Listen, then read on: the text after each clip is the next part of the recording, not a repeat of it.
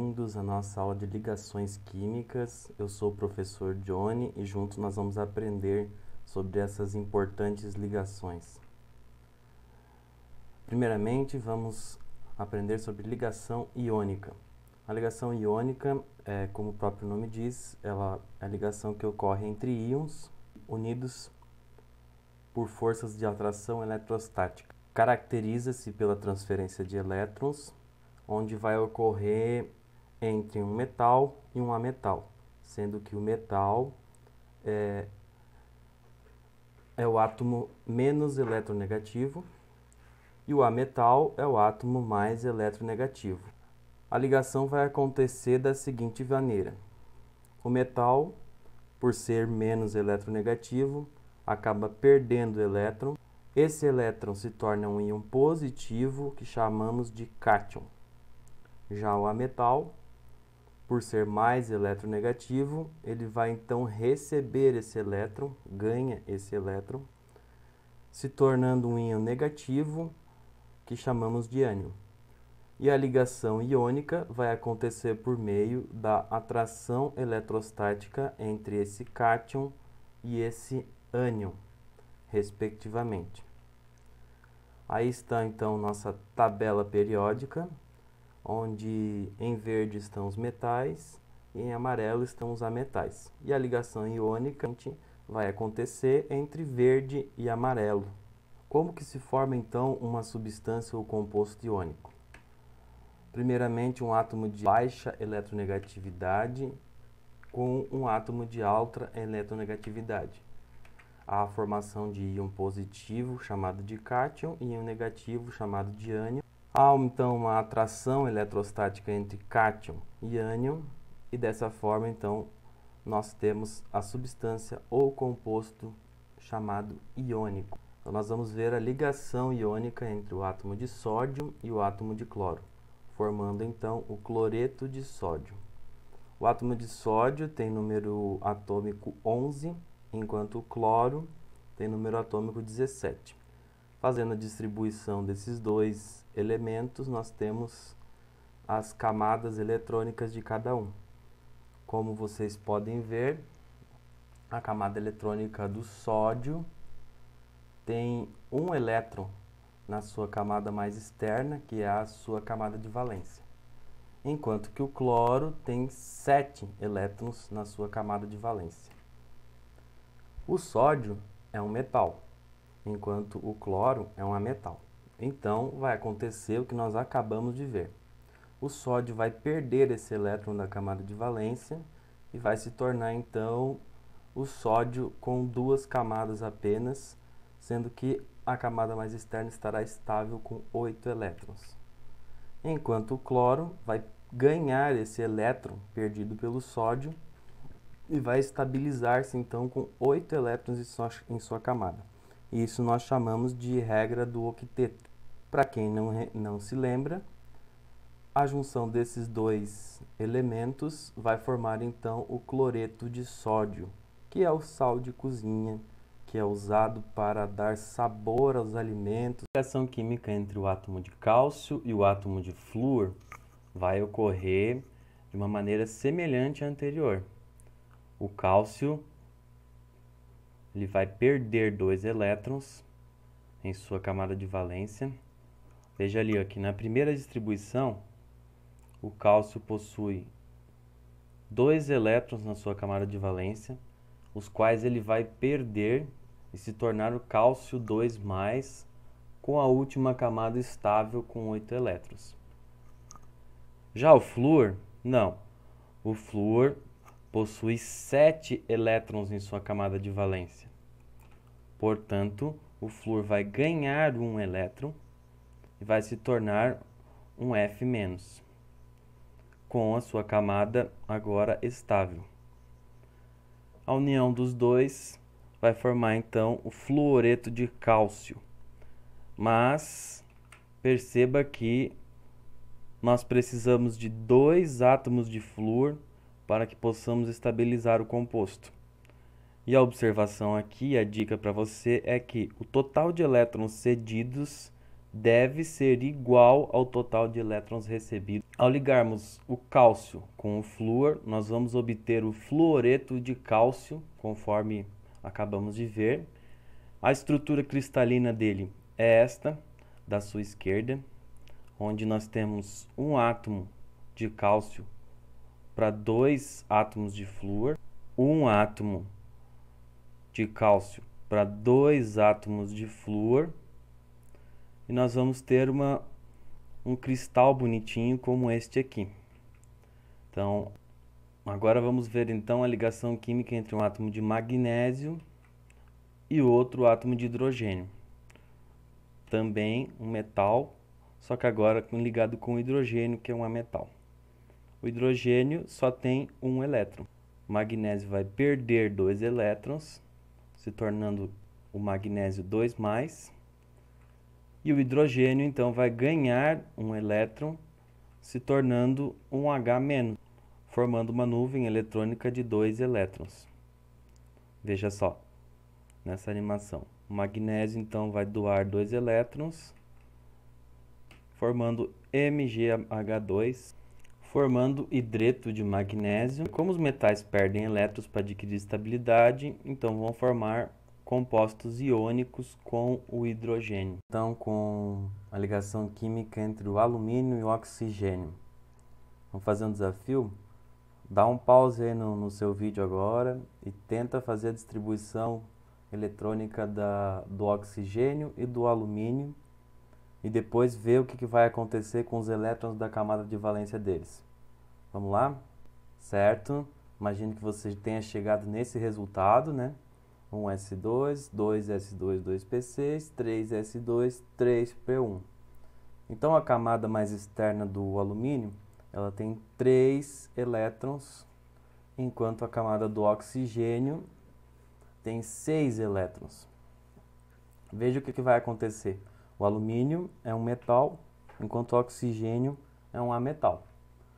O alumínio, então, vai perder esses 3 elétrons e vai se tornar um Al3+, enquanto o oxigênio vai ganhar 2 elétrons e vai se tornar um O2-. Por que o oxigênio ganha só 2 elétrons, professor? Porque ali na camada SP, que é a camada L, só cabem 6 elétrons. A camada L, ela tem 6 elétrons e ao todo ela pode ter 8 elétrons apenas. Por isso, o oxigênio só pode ganhar 2 elétrons de cada vez. Veja aqui, o composto ele vai ficar dessa maneira. Al2, 3+, O3, 2-. Os compostos iônicos, aqueles que apresentam a ligação iônica, eles devem ser eletricamente neutros, ou seja, a soma total das cargas positivas igual à soma total das cargas negativas. Veja aqui, o oxigênio ele conseguiu ganhar 2 elétrons, que estão aqui, 2 elétrons. Então, nós vamos ter que fazer o balanceamento dessa equação. Será necessário, estequiometricamente, 2 átomos de alumínio para 3 átomos de oxigênio. Fica atento nisso, hein? Vou repetir. É necessário fazer o balanceamento e a relação estequiométrica desses elementos. Nós vamos então ter 2 átomos de alumínio para 3 átomos de oxigênio. A notação de Lewis ela representa os elementos através dos elétrons do último nível, camada de valência. E esses elétrons eles são indicados pelos pontinhos ou cruzetas, que estão em azul aí na imagem. Veja só, lembra do sódio lá em cima? O sódio, o Na, ele tem 1 elétron na camada de valência, enquanto o cloro tem 7 elétrons. Então, são 7 bolinhas ao redor do cloro e 1 bolinha ao redor do sódio. No composto geral, então, vai ficar 1 bolinha vermelha e 6. Veja que o cloro está com 8. Lembram daquela reação entre o sódio e o cloro que aconteceu lá atrás? Eles formaram o NaCl, cloreto de sódio, que é o sal de cozinha. Você já pegou o sal de cozinha na sua mão? Percebe quando você pega o sal em sua mão, percebe que há alguns cristais nele, conforme a imagem à esquerda ali que está com um detalhe preto. Esses cristais acontecem porque o sal de cozinha, o cloreto de sódio, ele tem as suas células unitárias no formato de cúbico de face centrada, que é esse verde grande aí, ó, de forma um cubo, e elas são bem estáveis. Veja que você tem um átomo de sódio e um átomo de cloro unidos. O sódio é o roxinho e o cloro é o verdinho. Dessa forma, nós podemos então declarar algumas características dos compostos iônicos. Os compostos iônicos, eles são sólidos e isolantes elétricos nas condições ambientes, que são consideradas a 25 graus e 1 atm de pressão. Apresentam altos pontos de fusão e ebulição. A maioria desses compostos é solúvel em água e eles são condutores de eletricidade quando no estado líquidos, fundidos, ou quando dissolvidos em água. Veja que é uma informação conflitante. Fique atento a esse detalhe.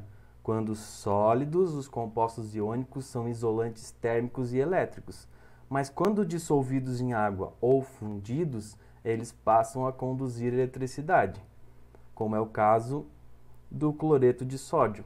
Quando aquecido, ele forma o íon de Na+Cl-, e quando em água também ele dissolve em Na+Cl-.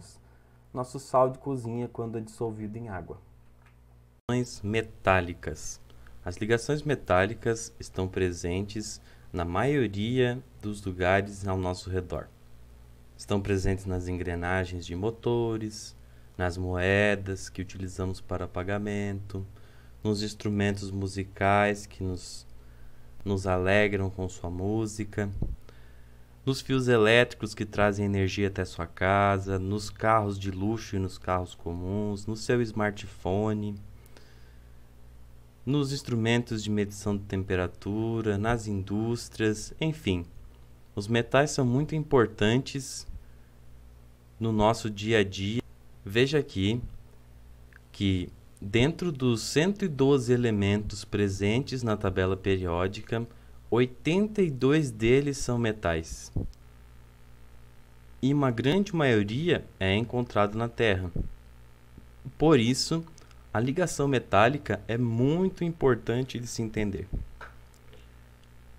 Como sugerido pelo próprio nome, a ligação metálica ela vai ocorrer entre dois metais, dois ou mais metais, ou entre o próprio metal, sendo principalmente metal mais metal.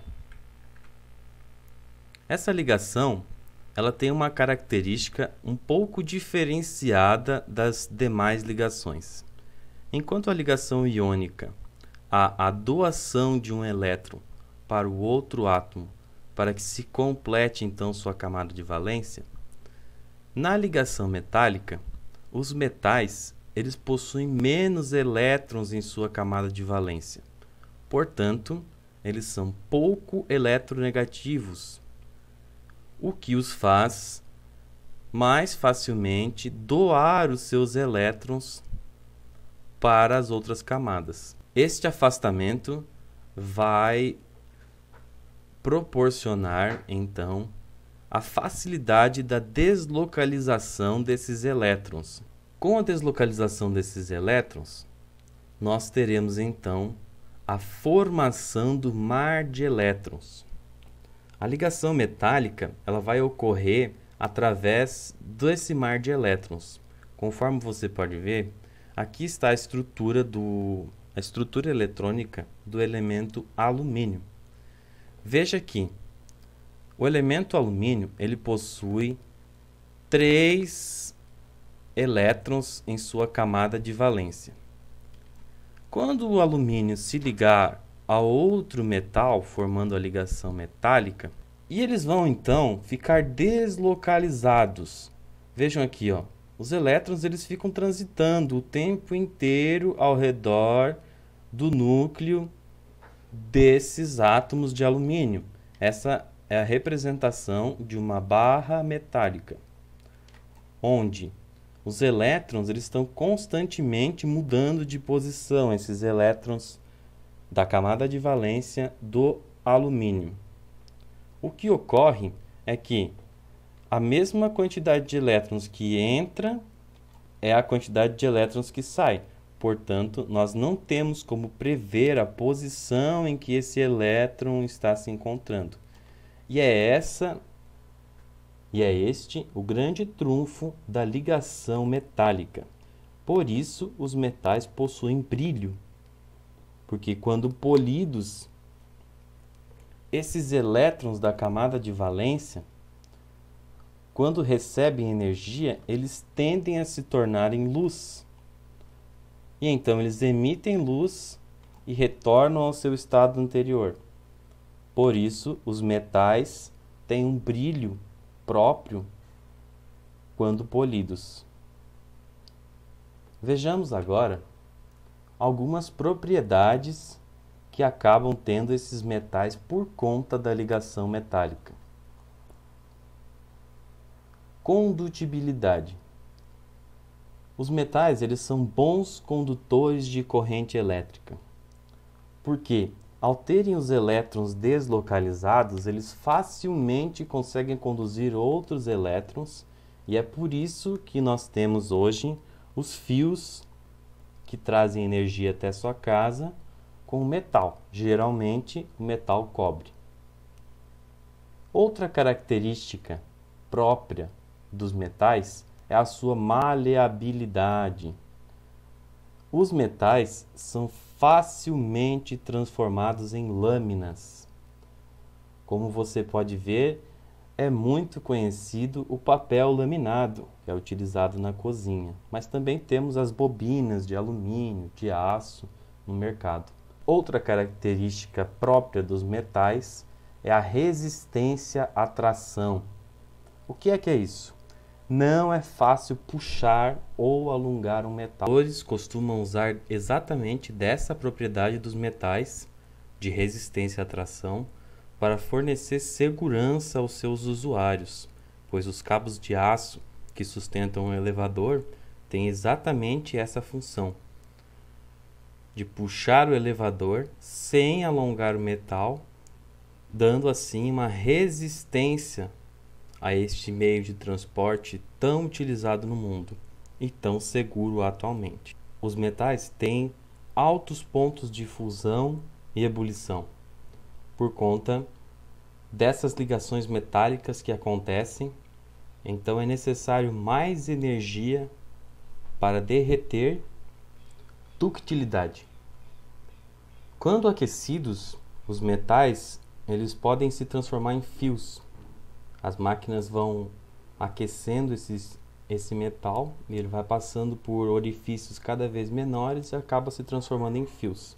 É assim que são gerados os fios elétricos que você conhece tanto e que tem em sua casa.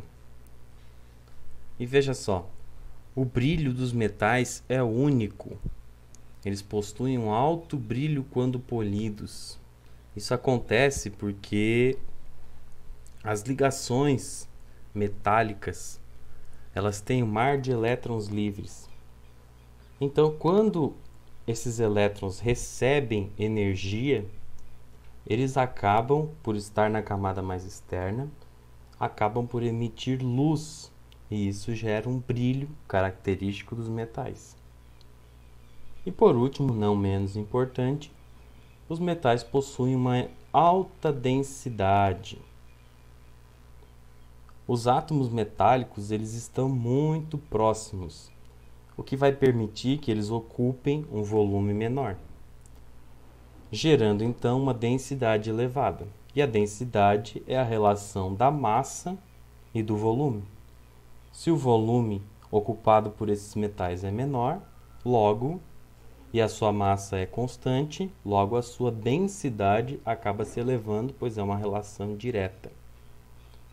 Uma curiosidade é que a maioria dos metais é encontrado na natureza em condições ambientes no estado sólido, mas o mercúrio é o único metal no estado líquido em temperatura ambiente.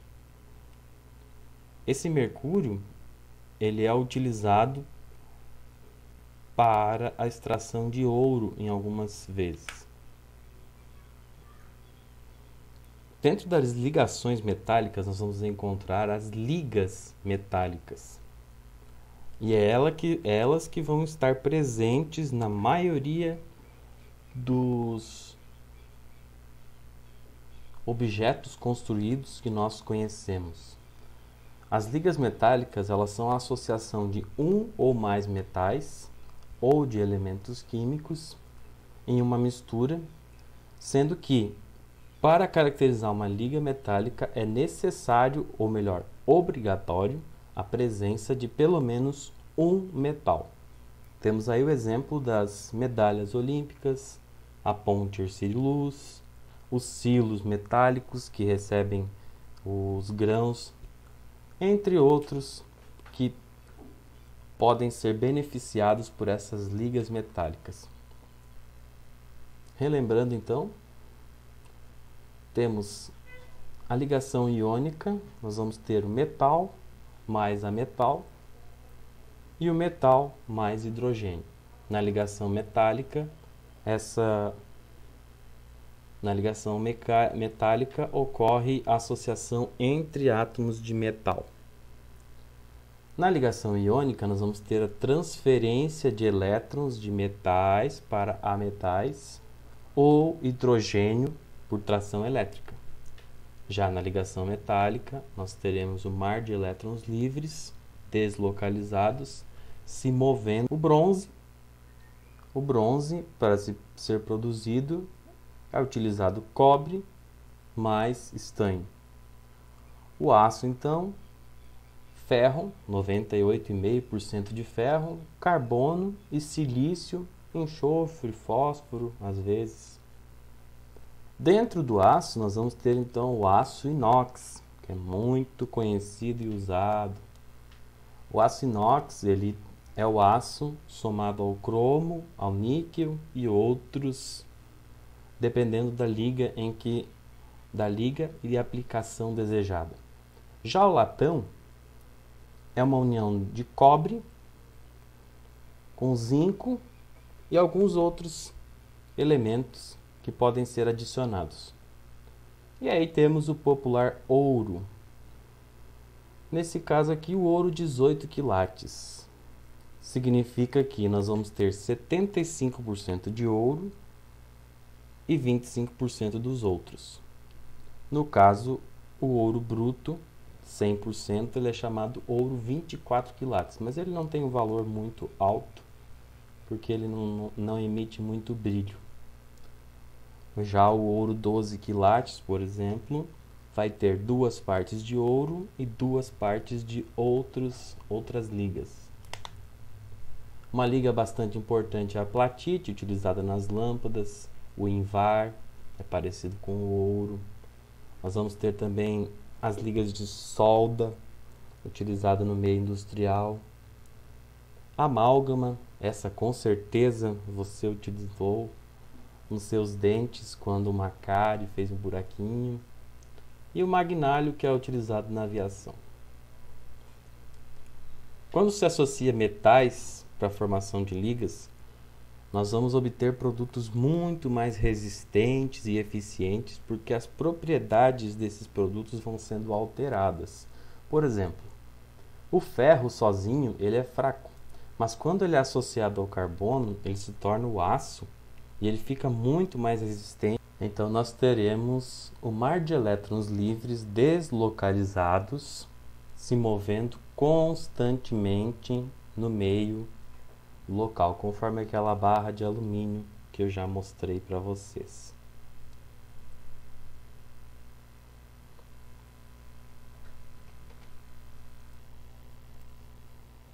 Espero ter te ajudado. Até a próxima, pessoal!